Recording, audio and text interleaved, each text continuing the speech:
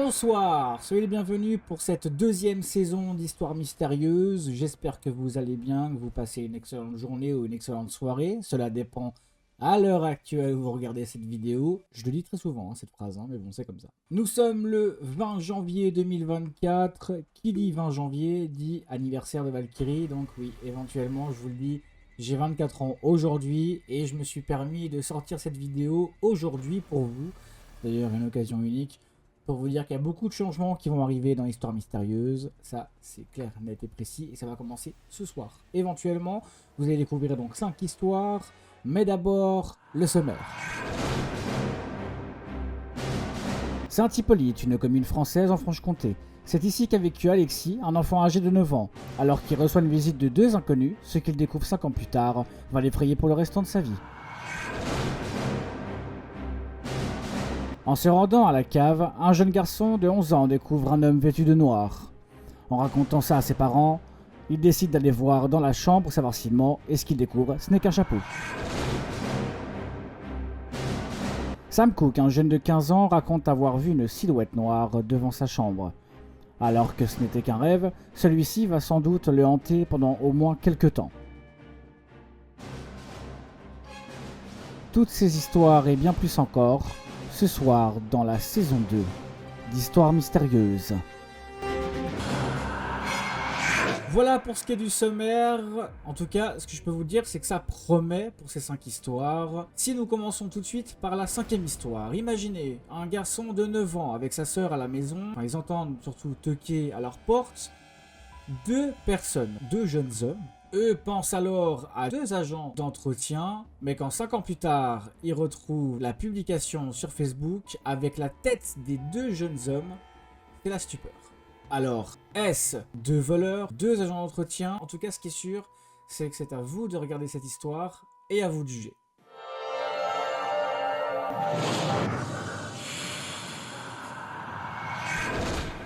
Saint-Hippolyte, une petite ville de campagne en Franche-Comté. C'est ici qu'a vécu Alexis, 9 ans, et sa sœur, alors âgée de 14 ans. Ce jour-là, les 2 enfants regardèrent la télé car leurs parents étaient en train de travailler. Ce jour-là, ils sont en plein mois de vacances d'été. Évidemment, on parle de plage, on parle de soleil et compagnie. Non, ce jour-là, il pleuvait, donc ils se sont dit on va rester à la maison et on va pouvoir regarder la télé et faire d'autres activités. Et à un moment de la journée, il entend frapper à la porte.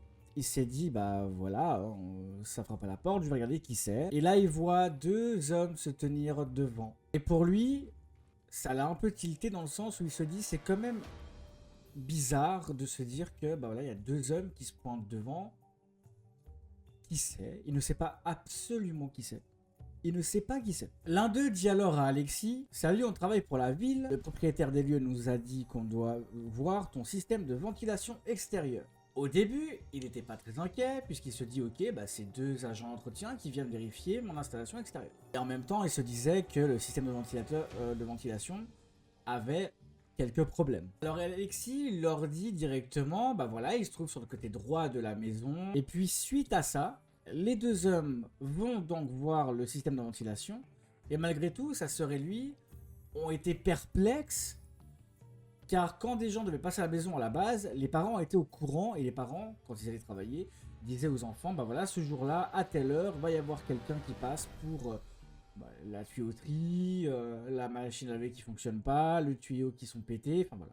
Mais cette fois-ci, il n'y a pas eu de rendez-vous. Il s'est sûrement dit que sa maman ou son papa ont oublié de leur prévenir qu'il y avait des gens qui allaient passer aujourd'hui, donc il se dit ok, pas grave, bon bah elle a plus trop oublié, c'est pas grave. Alors par réflexe, il appelle sa mère et il lui raconte, voilà, il y a 2 hommes si jamais qui sont arrivés pour le système de ventilation. Il y a eu 2 à 5 secondes de silence. Au bout de 5 secondes de silence, sa mère commence à lui dire, mais de quoi tu parles, personne ne devait passer à la maison aujourd'hui. Donc à ce moment-là, Alexis et sa sœur se sont mis à avoir une peur incroyable et la maman dit à Alexis, appelez immédiatement le voisin, j'arrive tout de suite. Ce qui s'ensuit est donc que sa sœur prend le téléphone et appelle le voisin. Et ce qu'il faut savoir, c'est que le voisin a aussi des terrains, donc c'est le propriétaire de terrains ou différentes maisons, dont la sienne, a été construite, donc c'est lui qui devait prévenir les parents s'il y avait quelconque problème. Suite à ça, sa sœur a donc fini par contacter le voisin. Manque de chance,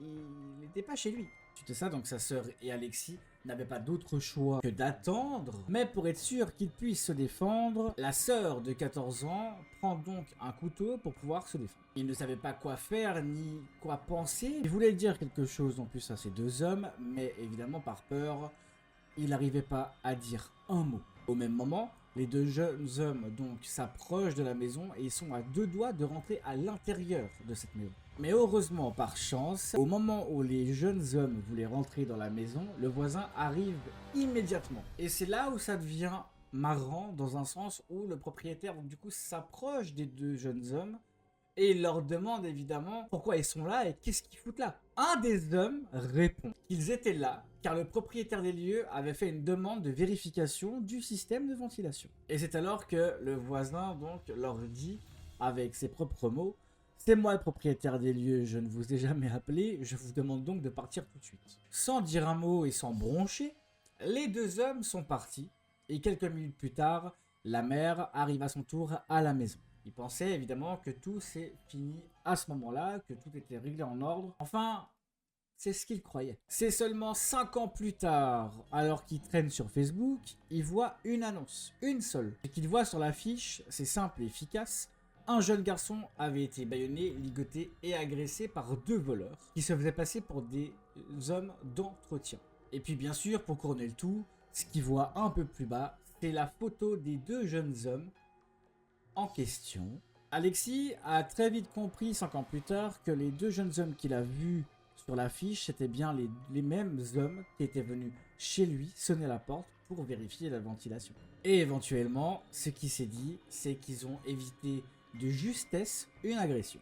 Suite à ça, il n'a jamais eu de suite, il ne sait pas ce qui s'est passé, donc il ne sait pas où sont les deux jeunes hommes, potentiellement qui se sont fait arrêter, j'imagine bien, mais on n'a pas de suite, donc malheureusement, l'histoire s'arrête ainsi. L'histoire 5 est maintenant terminée, c'est vrai qu'elle est un peu plus longue, vous allez voir les 4 autres sont un poil plus courtes, mais dans l'ensemble, j'espère que vous avez kiffé cette histoire. Pour ce qui est de l'histoire numéro 4, je vous propose de vous raconter l'histoire de Sam Cooke, un adolescent de 15 ans qui voit une mystérieuse silhouette noire devant la porte de sa chambre. Âme sensible, s'abstenir.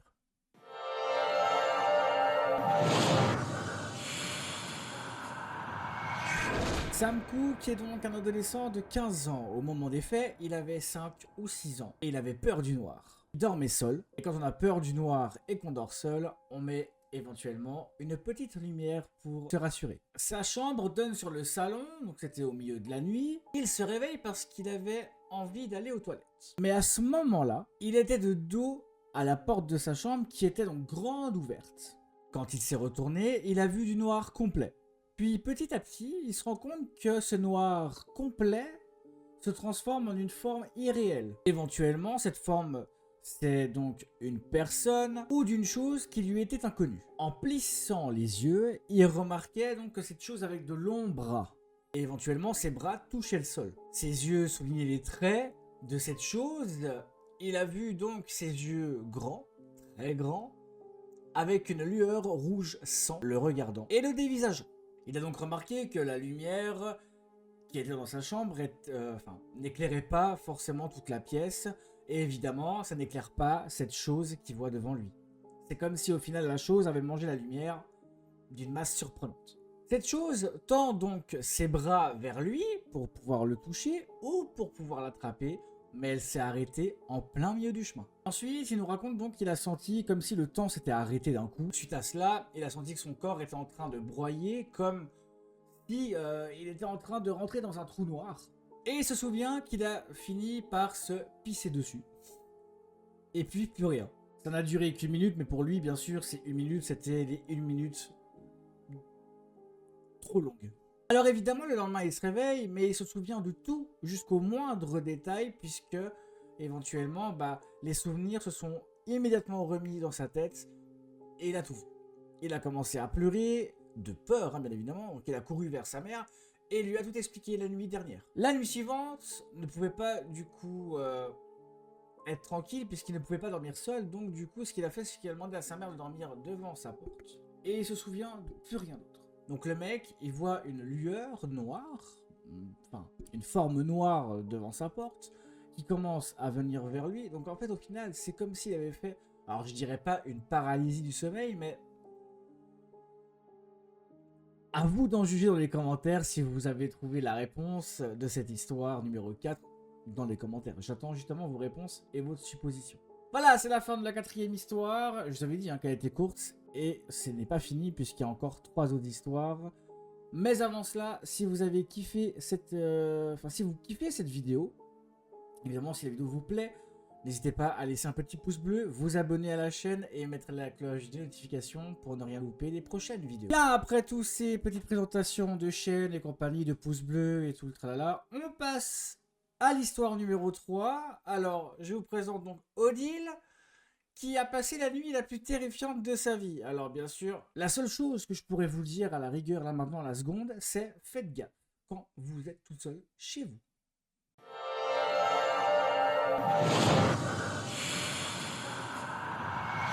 L'histoire d'Odile se passe donc un mercredi soir. Ses parents avaient donc une soirée et sa sœur était partie chez son copain, donc Odile se retrouve toute seule à la maison. Ses parents partent en soirée donc à 19 h.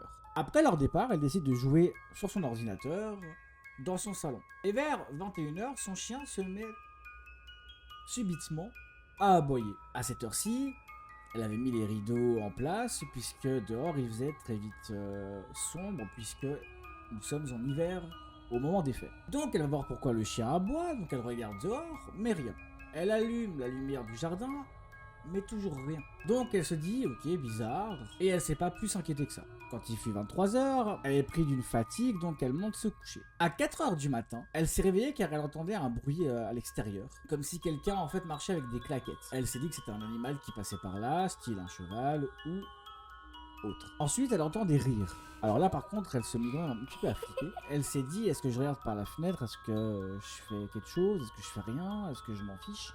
Non. Sa fenêtre donnait donc sur la route. Elle réfléchit un peu, elle a eu peur, donc elle a pas regardé par la fenêtre et elle s'est rendormie. À 4 h 30 du matin, elle se réveille à nouveau et là, elle entend comme si on essayait de rentrer chez elle. Elle se dit, ok, quelqu'un est en train de rentrer chez moi ou ça se passe comment là? Juste après, elle s'est dit, ok, c'est peut-être mes parents qui sont rentrés de la soirée, donc ok.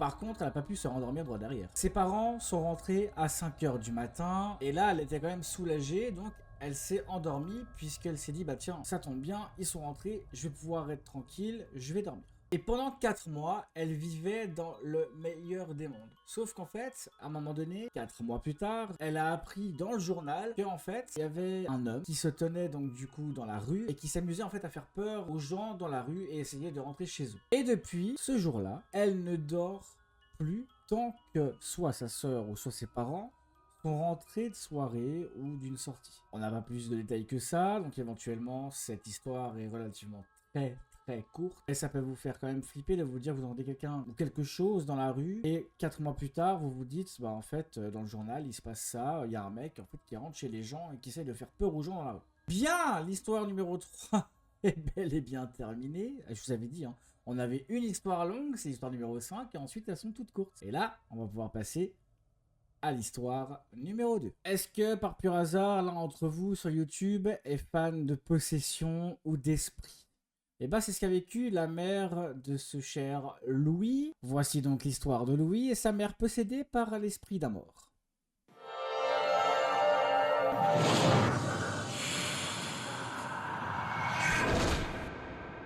Pour comprendre l'histoire de Louis, il faut remonter du coup en juillet 2023. Il faut savoir que son père pratique l'éthiomédecine depuis maintenant 1 an et demi. C'est une pratique qui consiste à soigner des gens grâce à l'énergie divulguée par les cellules du corps. C'est donc de la physique quantique. C'est une médecine à part entière et elle a été reconnue scientifiquement, bien que pour en avoir fait quelques séances par rapport à son père donc, c'est littéralement comme si vous êtes ensorcelé par le pratiquant. La mère de Louis, qui ne se sentait pas bien depuis quelques temps, a donc demandé à son père de lui faire une séance. L'éthiomédecine donc se pratique avec des feuilles de papier remplies d'informations et de bâtonnets. Un bâtonnet quoi. Le bâtonnet est donc pointé vers les informations et le pouls réagit d'une certaine manière selon l'information pointée. Il commence donc la séance et son père cherche le problème. Le pouls de la mère réagit aux mots suivants: pendaison, suicide et mort. Louis ne sait ni comment ni pourquoi, car il trouve tout ceci incompréhensible, on va dire. Mais son père a en fait décelé une entité qui était donc l'esprit d'une personne qui s'est suicidée en se pendant. D'où le fait qu'elle réagit au pouls, enfin que le pouls réagit aux mots suicide, mort, pendaison. Son père a donc libéré cette entité et sa mère a donc soudainement ressenti des strangulations au niveau du cou, comme si elle revivait la mort du défunt. Et le pire dans tout ça, elle avait une marque au cou, une marque rouge qui selon son père était la même que si on lui avait frotté de la corde tout autour du cou, la pendaison donc. Depuis, elle va bien mieux, loin de cette entité qui selon son père aurait pu lui faire bien plus de mal que ce qui n'y paraît. Alors éventuellement, on n'a pas d'autres preuves ou quoi que ce soit. Il raconte donc cette histoire 7 mois plus tard, parce que ça s'est passé en juillet. Donc on n'a pas encore de suite à cette histoire. Mais en tout cas, l'éthiomédecine, si vous connaissez, faites très attention avec ça. Bien, l'histoire numéro 2 est donc maintenant terminée. On va du coup passer à la première histoire. Mais avant ça, petite information supplémentaire. Histoire mystérieuse va apparaître 11 fois cette année, une fois par mois, sauf le mois de juin, puisque je vais avoir en fait pendant 3 semaines au mois de juin les cours de répète de l'armée suisse, donc je ne serai pas là du 3 juin au 21 juin. Les amis, toutes ces histoires sont donc autour du paranormal et des esprits, des fantômes, des apparitions. Si je vous dis que l'histoire qui suit, donc la dernière histoire de ce premier épisode de la saison 2 d'Histoire mystérieuse, ça ne parle pas d'esprit, ni de possession, ni quoi que ce soit, mais de creepypasta. Bah, c'est l'histoire qu'a vécu Alexia, un anniversaire pour le moins très troublant.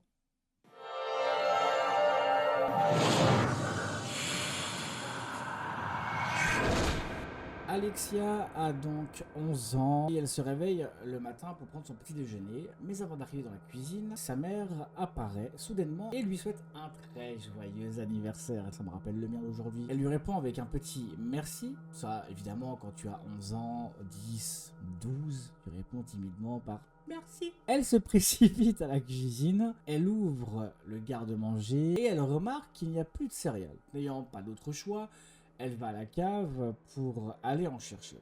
Rendue à la cave, elle prend une boîte et dans le coin de la pièce, elle aperçoit une forme qui ressemble vachement à un homme. Sur le coup, elle panique pas, car elle se dit que c'est sûrement une décoration d'Halloween, car éventuellement, c'est à cet endroit-là où ils stockent toutes leurs décorations pour Halloween, voire Noël. Plus tard, vers 18 h, les premiers invités arrivent avec les ballons, des cadeaux et même un gâteau. Ils font la fête jusqu'à très tard. Plus tard dans la soirée, elle va donc se coucher et tous les invités sont partis.